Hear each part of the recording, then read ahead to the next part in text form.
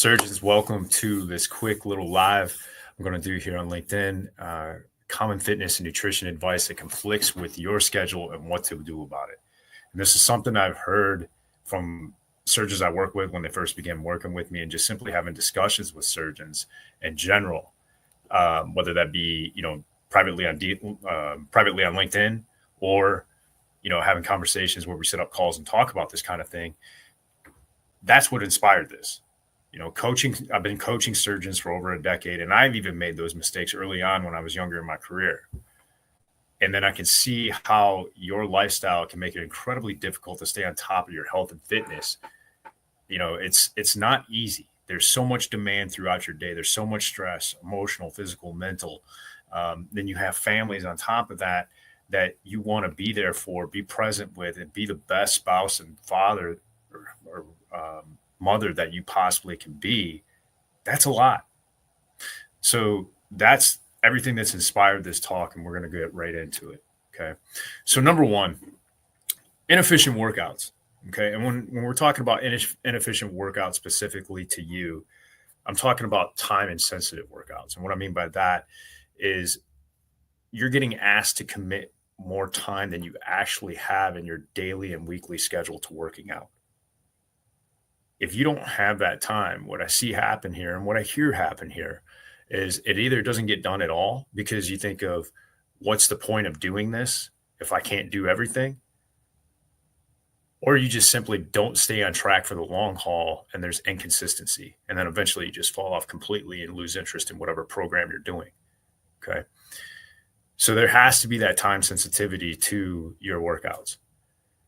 The factoring of the time dedicated to complete the workout beyond the workout itself. So what I mean by that is, yes, you go to the gym and let's say a workout takes you 45, 50 minutes to do. Well, it's not 45 or 50 minutes. Tag on the 15 minutes it took you to drive to the gym and the 15 minutes to drive home.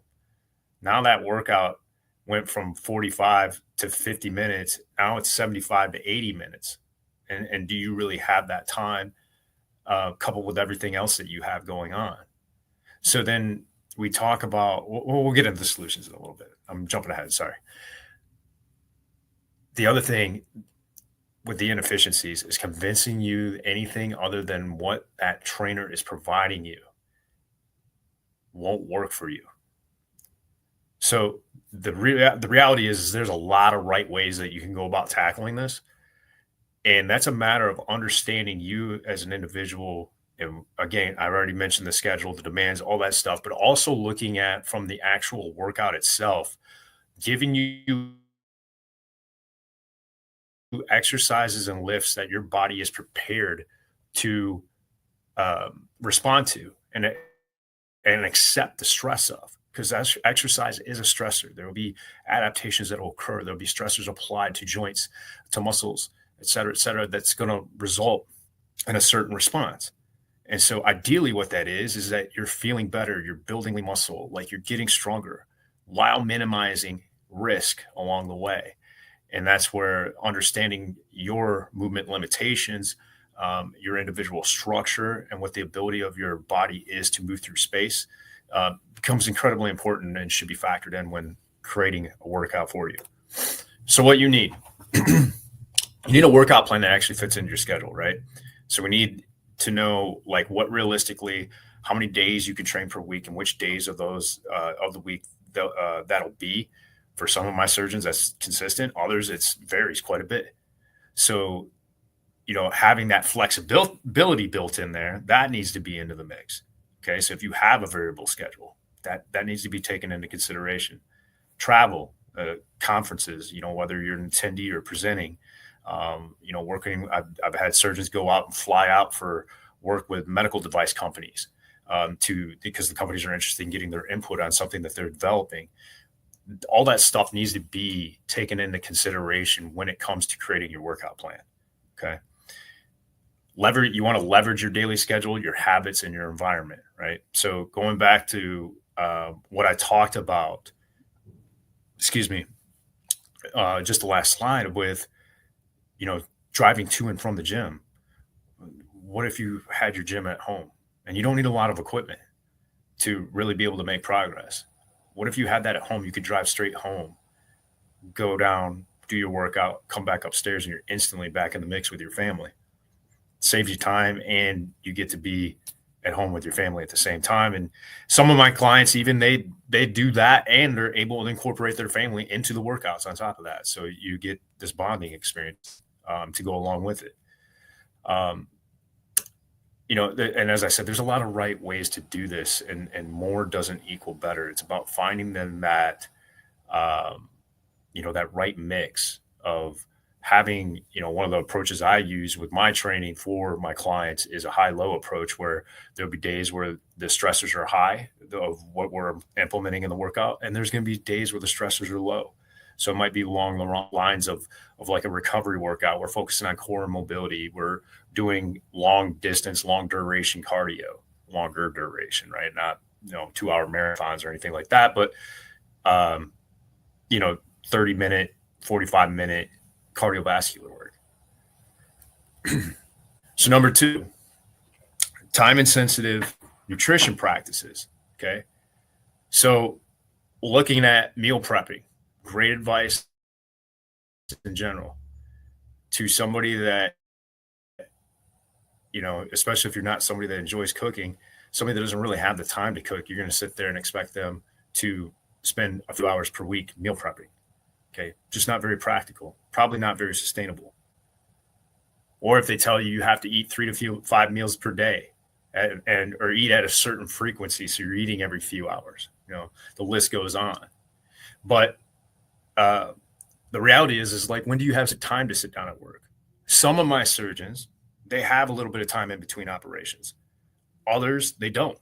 So when are they really going to be able to sit down and, even getting better, where you're not telling somebody to sit down or telling a surgeon to sit down and have an entire meal, but maybe you say have a shake, which I do recommend if it's appropriate for that client's schedule and they can work it in. But those that simply don't have time, you're going to sit there and you're going to jam that message down their throat. And then all it leads to is frustration on both the client and the coach's end. And that's not a winning situation. The other common thing that I'll hear from surgeons is they're told that they should cut their eating off by a certain time. Okay. So it's simply not true. There's truth to it in that if you cut your eating window off, and so just so we're clear, like this might sound like I'm talking about intermittent fasting, and I am, and I actually am a fan of intermittent fasting when it comes to a weight management standpoint. It can be very effective because what we do when we restrict the eating window is we decrease the likelihood of overconsumption.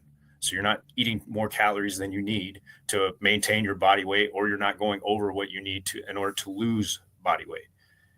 And so it can be incredibly effective, but it's not 100% necessary. But when you communicate it with somebody and tell them it is 100% necessary and this is the way to do it, again, that's not helping somebody that doesn't have the ability to implement that into their routine, especially a surgeon that's operating all day long, because they're already doing some form of intermittent fasting throughout the day because they just don't have time to eat. So then it becomes, again, I'm jumping ahead. Let me go to the next slide. We'll talk about that in a second. But anyway, so number 1, outsource your nutrition. I'm a huge fan of finding protein-rich meal delivery. And what I mean by that is like they have meals that you can have that are high in protein.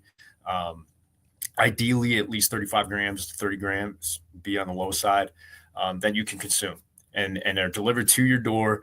All you got to do is warm them up, 90 seconds, and boom, you got a meal, and you can move on with your day. You got a meal that's healthy, tastes good enough, and then in some cases tastes really good, that allows you to thrive and perform at your best and work on reaching your weight loss. Or if you don't have weight loss goals and you just simply want to just shed some body fat, build some more lean muscle, you're improving your body composition. But I'm a huge fan of that. Look into outsourcing your nutrition. You can I've seen even people utilize chefs. I know that's like, holy hell, like how am I going to afford a chef? It's much more affordable than you think. So that could be another route for you to go as well. For those of you who are eating, what I was going to touch on the last slide, I said I'd wait till this slide. that don't have time to eat during the day. Make sure you are fueling up in the AM before you go to work. Okay, you're consuming enough food to give you the resources that you need to function mentally and physically at your best during the day when you're operating. Okay, so fuel up before you go to work. Get what you can at work for those of you that have a little bit of time in your day, and then think you're recovering with the family at dinner time. So meaning like I don't mean like literally recovering, but you're recovering all the like if you're not eating all throughout the day, you're recovering those calories that you did not consume throughout the day at dinner time, centered around a protein rich resource. So it could be like a lean protein grilled chicken, lean wild game. So like elk, venison, something along those lines would be really really solid. And then you can build around that with some healthy carbs, so like a sweet potato or a white potato, a little bit of rice, mix some veggies in there, and boom, you got yourself dinner. Okay. The other thing I want to make a mention too is like, with the recommendation of cutting off your eating window by a certain time, I've also heard complaints about how when that happens, that means that they don't eat with their family. And the reality is like dinner's like the only time most surgeons that I talk to or that I work with have a sit down meal with their family. So now you're interfering with the family bond and the family dynamics, and that's just not something I'm in favor of at all, especially with how much I personally value family. That's just not acceptable. So know that you don't have to do that. It can be a good strategy, but it's not 100% necessary. Okay. Number 3, lack of appreciation for the mental, emotional, and physical drain that you encounter on a daily basis. Okay. This makes it very difficult to keep the momentum going once you're done with work. If you're trying to get in your workout or you're going home and you're making dinner or whatever it is that you're doing, that's beneficial towards you making progress towards whatever your goals are. Okay. Having an appreciation for that, having conversations about that are very, very crucial. So the better understanding that the coach has, or the consultant, whatever you want to call them, has of your day, then they can better help you prepare for those times when your motivation is low because of your day. Right. You expend so many resources. And I think that's something that's underappreciated about what you do. And it just leaves you as a fraction of yourself by the time that you have time to yourself or time to be with your family. Okay. And this can lead to poor food choices if you're not prepared. So here's what we do. So you leverage your schedule and your psychology in a manner that allows you to be consistent with getting your workouts in.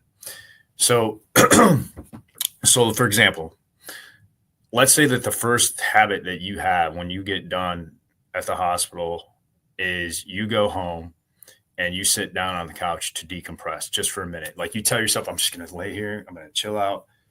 I'm going to get up. I'm going to go do my workout. But that doesn't always work out that way.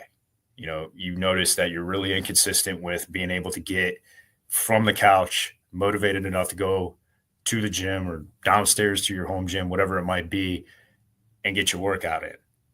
Well, we got to break that habit, right? So we got to leverage your psychology is that your tendency, you look at your behavior patterns over time, that your tendency is to go home, sit down on the couch. So we got to break that pattern. So then what do? Well, there's a lot of things we could do. We could just simply say, when I get home, I'm not going to sit on the couch. You could go for a walk outside, for 10 to 15 minutes, kind of use that as like a little bit of a warm up. Maybe your kids are home, so you're engaging with your kids, for 10 to 15 minutes before going downstairs to start your workout. You're implementing something to break the pattern of what is leading to you not getting your workouts consistently in. Okay.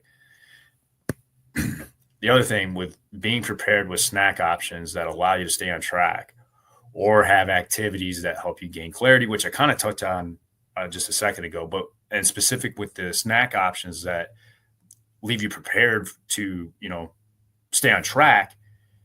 How often do you go home, kids got some stuff in the house. They got chips, they got crackers, they got cookies, all that stuff that kids eat. And you've had a stressful day and you just think, hey, like, I don't care right now. I'm stressed. I want to feel good. That cookie looks pretty damn good right now. I'm going to have it. And that one cookie turns into two, two turns into three. And before you know it, you've had three cookies and then you're beating yourself up because you just ate three cookies. Okay. You want to have options available to you that you can consume that are in line with what your long-term, short and long-term goals are. So, whether that's, fruit, protein shakes, protein bars, jerky, raw nuts, whatever it might be, some mix of healthy foods, ideally that are protein rich, that you can consume when you get home. Number 4, workout programs that focus purely on weight loss. Okay. So these are what these look like is generally there won't be weights involved. The focus will be pushing you as hard as they possibly can. So you're breathing really heavy. And you're not actually really building any physiological qualities. So like strength, and you can break strength down into different components of strength, of eccentric strength, isometric strength, concentric strength. But bottom line is you're not building any strength. There's going to be very limited capacity to build muscle, depending on where you're starting at when you start a workout like that. If you're somebody that's pretty deconditioned and you haven't worked out a long time, then those abilities to raise those physical capacities and qualities is higher than somebody who's been working out consistently for a while. But the bottom line is that it's not going to be workouts that actually transfer over to the work in the OR. And that's one thing that I've seen with my clientele that I work with. One of the really cool things is that transfer of strength, endurance, mobility, decrease in aches and pains while operating, in between operations, no aches and pains, recoveries faster. Those are the cool things and really things that really make a difference for somebody with their training program, is seeing that transfer over to the OR. And the other side of that, when we look at the aesthetic side, it doesn't consider how adding lean muscle enhances metabolic health and increases the likelihood of long-term weight loss. So like, what are we looking to do? What kind of workouts are we looking to implement? Well, one, we're trying to get some strength training that incorporates a principle called progressive overload. Progressive overload is just over time, let's say we have a particular exercise or lift that we have in our program. Let's say it is, just for the sake of everybody understanding, something simple like a dumbbell bench press. Okay. So if I start off week 1 and I have a 25-pound dumbbell in each hand and I press that 15 times for 2 sets, well, then the next week, if I wanted to create an element of progressive overload into that, there'd be a number of different ways I could do it. But let's, for simplicity's sake, just say I added an extra set. So now instead of doing 2 sets of 15 with those 25-pound dumbbells, I'm doing 3 sets of 15. Okay. And then if I wanted in week 3 to create another element of progressive overload, maybe I take those weights down, take the reps down to 12, but I increase the weight. And now I'm doing 30 or 35 pounds in each hand, and I'm doing that for 12 reps. So there's this progressive overload over time that's going to help build strength. It's going to help build lean muscle. It's going to help build bone density. Like all the things that are really going to matter for your short and long-term health, especially thinking about you from 10, 20, 30, 40 years from now. And you want to have all your physical capacities and be able to live your life to the fullest, especially once you're done working, right? Because otherwise, what are we doing this for, right? So having strength training that incorporates progressive overload. Another thing, cardiovascular endurance and health. Okay. So you're going to see this have help with transfer to the OR in the form of endurance, obviously. And honestly, I didn't touch on that with the strength training, but with the strength training, you're going to, as you get stronger, the level of effort that you have to exert with your movements in the OR, you don't have to exert as much effort. So therefore your movement gets more efficient. It results in less wear and tear on your body. And you're just much more efficient with your movement while operating. Going back to the cardiovascular side of things, having that endurance transfer over to the OR, but then looking at, provided the type of cardiovascular training that we do, if it's on the lower intensity side, so think of like your zone 2 type of training, we can have adaptations of in the left ventricle of eccentric hypertrophy, which can have an influence on downregulating our sympathetic nervous system. So if you think about how stressed you get throughout the week and how that adds up over time, typically with that higher levels of stress, we'll be more sympathetically driven. That part of our autonomic nervous system, the fight or flight. And when we have the eccentric hypertrophy occur within the left ventricle, that allows for more blood, allows the heart to slow down, it allows for more blood to fill before being pumped out into the system.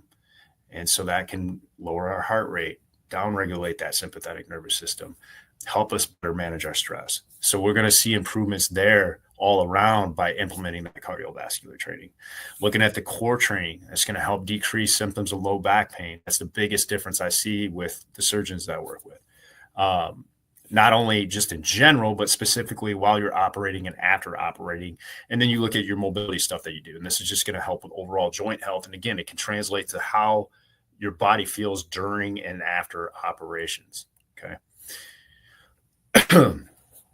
Number 5, forcing their ideals. These coaches, these consultants, forcing their ideals onto you rather than seeking what's right for you. And that's with everything, your workouts, your nutrition, your lifestyle integration. So what you need to do is you need to find a qualified professional. I know that's easier said than done. I may not even be the right fit for you. So if you watch this, or if after we're done, you decide you want to talk to me and you talk to me and you're like, hey, you're not for me, that's totally fine. Let me know where you're located at. I can try to help you find a qualified professional that can help you. But it's not just whether or not they understand the X's and O's and the technical side of this and the science, because you see that a lot of times where coaches really understand the science, but they don't understand people. And even if they understand people, they got to be able to like relate it to different demographics and the psychographics within those demographics. And that's where understanding the surgeon's lifestyle is so crucial. Know your psychology and play into it. Don't try to force something that isn't there. That's where this forced ideals comes into play. It's not a good long-term strategy. If you're somebody that doesn't really like traditional cardiovascular work, well then why would I program that into your program and try to force that upon you? Maybe what we do is we have other means of cardio that we can do. So we do more interval work. And as we build our relationship over time and that trust becomes more solid and you get a better understanding of this process, maybe you become more open to it and more interested into it. Okay. And maybe you don't, and that's fine too. But just understand that you don't want to try to force something that's there. Don't try to change your lifestyle to something that you think it should be or someone else thinks it should be. Understand what your natural tendencies are, play into your strengths, and then build around that and make it easier for you to make a sustainable plan. And if the professional you're working with right now is unable to truly listen to you and your needs, then you need to find somebody who will. And that kind of goes back to my main point on this first slide. So if you're a surgeon who's working hard but not seeing the results you want, DM me, let's talk. And I'll personally reach out to you with a couple of questions to see if my Surgeon Vitality Blueprint program might be the right fit for you. And again, as I said before, if it's not, no hard feelings. I totally understand it. I'm not going to be everybody's cup of tea, but I can do my best to help you find somebody that might be your cup of tea. So thank you for taking the time on this Friday to check this out, or if you're watching the replay, thank you. Happy holidays, everybody. Hope you have a safe and happy holiday with your family. And I'll see you guys soon.